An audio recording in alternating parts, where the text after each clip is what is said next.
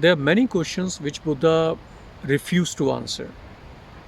And these are the questions basically such as what happens after the death of Arahant, or what happened after the death of Samyuk Sambuddha, or when does the universe starts, or who made this whole universe, or if the God makes this universe, then from where does the God comes? Buddha refused to answer all these questions. Buddha says that all the questions which has got nothing to do with your suffering, which has nothing to do with the eradication of suffering, they're all useless.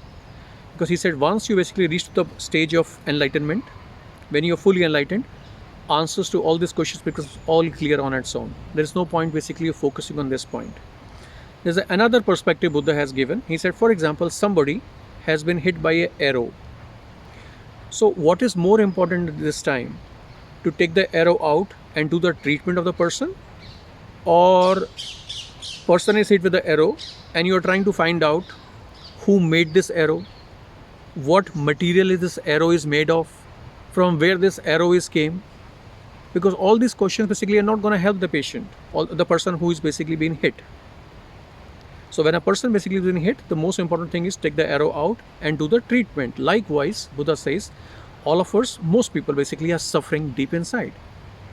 So what is more important is to learn the technique, teachings of Buddha, and eradicate those sufferings. And leave all those intellectual questions basically which has got nothing to do with your suffering. And once you become enlightened, these questions basically become clear on its own. If you have any query, please write it in the comment sections. I will be happy to reply.